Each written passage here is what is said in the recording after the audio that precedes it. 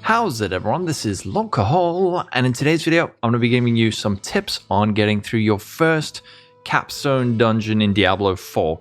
Firstly, I want to give a big thank you to Guitaraholic for not only suggesting this, but also he helped me get through my first Capstone Dungeon, and so I'm going to talk about some of the things he suggested to help me get through it so that you can do it too. So firstly, what is a Capstone Dungeon? Capstone Dungeon is essentially like a challenge dungeon, and upon completing it, it unlocks the next difficulty tier. So for this one, what you need to do is run to this little world tier statue. It's in the middle of POWAH. You click it, click on Veteran, because this Capstone Dungeon unlocks tier 3, so you need to be doing it on tier 2, so you select that. It'll change your world tier, and then it'll unlock a little dungeon up here in this top left corner of the map. Now, why do you want to unlock your next tier? Well, as you can see, in world tier 3, you can unlock sacred items and unique items. You can also get nightmare sigils. There's all sorts of other content that you can unlock. However, monsters will be harder, but they will grant more experience gold, and they will overcome 20% resistance. So this is similar to Diablo 2. Once you go from normal to nightmare to hell, your resistances get cut down. So it is important that you do this, but it is quite a challenge, especially if you try and do this right after completing the campaign. I tried it at level 45, got absolutely wrecked. But let's get into some of the suggestions from Guitaraholic.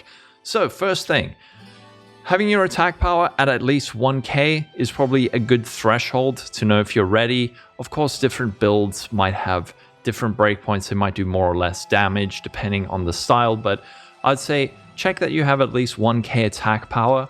Armor should also be around 2k, let's say, and then life also should be at least 1k.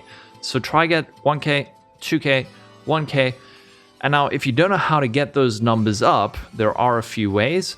Once you've completed the campaign, what you can do is do some Tree of Whispers quests. That's something, if you haven't done the campaign, you won't know about. But if you know, you know. It's some kind of little bounty system down here on the bottom right of the map. However, if you do have some gear, what you can also do, this is something I didn't do, was upgrade your gear at the blacksmith.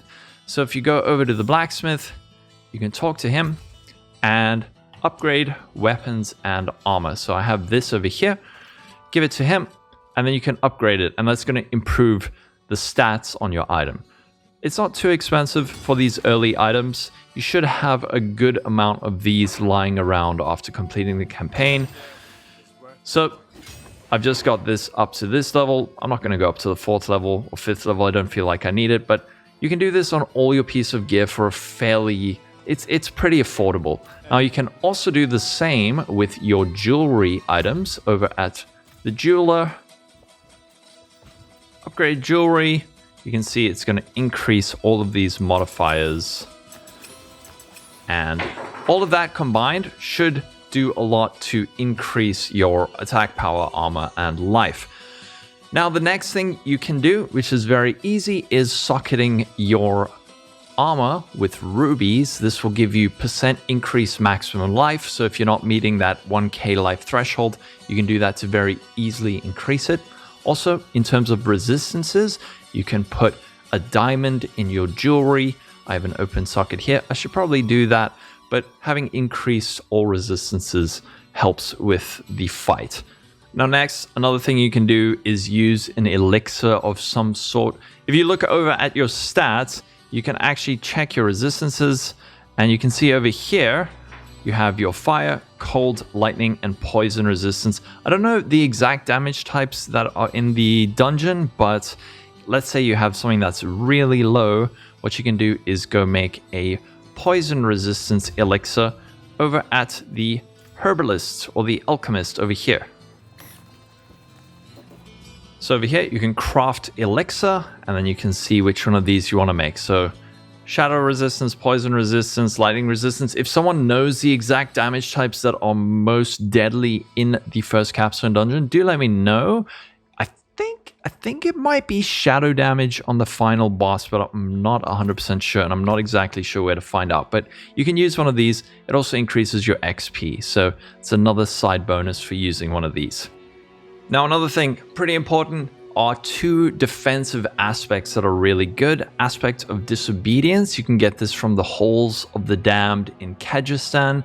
If you go onto this Codex of Power, you can reach this by opening your, I think, map. I'm doing this on controller, so I open my map, go over to Collection, click on Codex of Power, and then you can look over at the Defensive tab, and you can see here is the Aspect of Disobedience.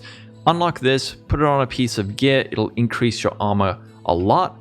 And then the other aspect that is useful is this of Might aspect. Basic skills grant 20% damage reduction for 2 to 6 seconds. This is very nice, very useful, more damage reduction. The monsters in there do hit pretty hard, so you do want to have some kind of layers of defense. Another thing in terms of layers of defense, barriers. Most builds have some kind of generation of this. My build has Flame Shield. It also has some stuff on the skill tree, like over here. We can see Align the Elements. This grants damage reduction for each second I haven't taken damage. And then over here, Protection, using a cooldown grants a barrier. And then, like I said, I'm also using Flame Shield. This is kind of like my panic button. I'm not too familiar of what kind of barriers the other classes have, but definitely make sure you have at least one barrier, and then hopefully some kind of secondary barrier generation. Another important tip is having some kind of mobility skill to dodge boss attacks, boss slams, things like that. So on my character, I have teleport. Again, I'm not 100% sure if every class has a movement skill. I don't think so. I think it's just one or two of them do. If you don't have a movement skill, what you can do is get this implicit on boots plus evade charges. So this is +2.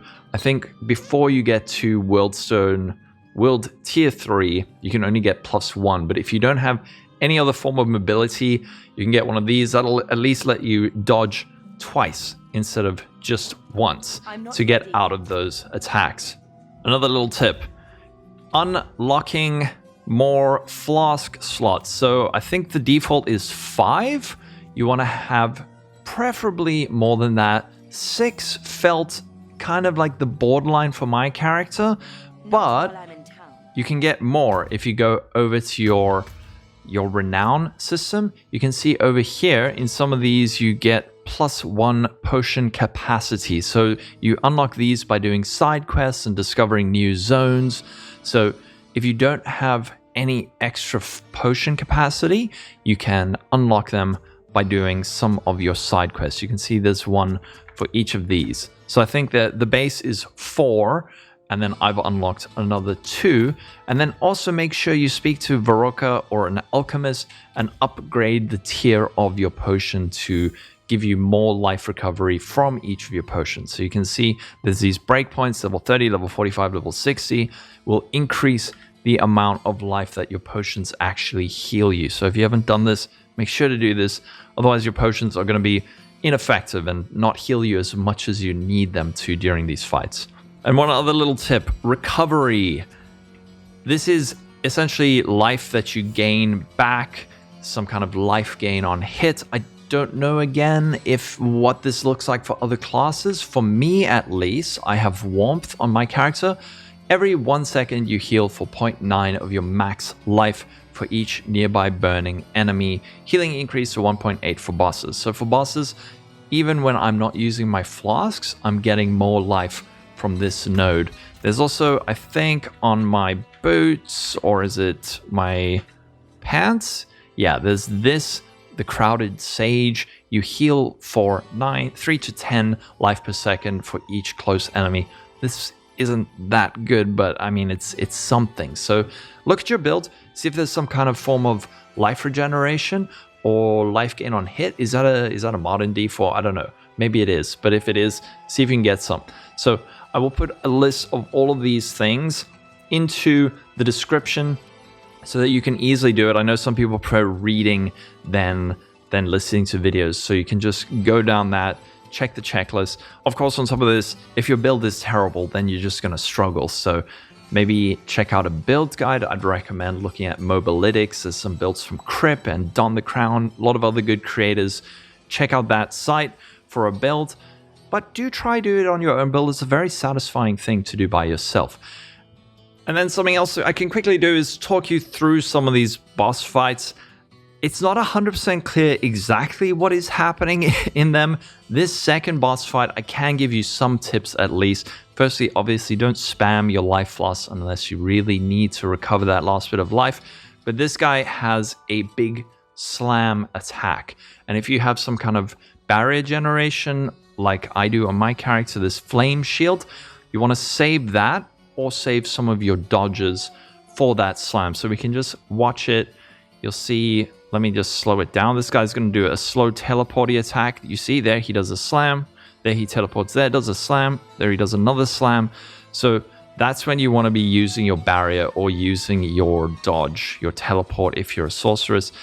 The other skills are very well telegraphed. He's going to spawn some adds, little monsters on the side. He also shoots out these bone spirits that I just dodge, but they don't do too much damage. But it's mainly those slams. These slams like that, you want to just not get hit by them. They're very well telegraphed, like I said. There's just that one phase where he kind of teleports and then does 3 slams in a row. That's where you want to use your evade or something like that. This is actually the second boss fight. The first boss fight is you fighting 3 bosses at the same time. Over here, it's sort of like doing the Ancients in Diablo 2. However, I didn't really notice any crazy attacks. It feels just like you're fighting 4 strong elites at the same time. So just don't get hit, I guess, and try and maybe separate them out if you can. But this fight was pretty straightforward. I just needed to make sure that I didn't get hit too much. But yeah, this is easy. Try separate them out and hit them. But if you've done all the other stuff, you should be able to get through your Capstone Dungeon and then move on to World Tier 3. World Tier 3 is a major increase in difficulty. So if you struggle with it, don't be surprised. You can always go back to World Tier 2, get some gear, get some levels, get some Paragon points, and then move up to Tier 3. Or what you can do, team up with some buddies. If you got some friends, join them. Let them help you level up. And then move on to Tier 3, get some unique items, which are really cool. Anyway, I think that's going to be it for the video. Remember, this will be linked in the description, all this information that I've stated in the video. And once again, thank you to Guitaraholic for the suggestions on how to get through it. These all helped me. Second time around, I got through my Capstone Dungeon fairly comfortably. So yeah, thank you. That's going to be it for this video. Stay safe, everyone. Catch you in the next video. Don't forget to like and subscribe. Follow me on Twitch for more stuff. Take care. Bye-bye.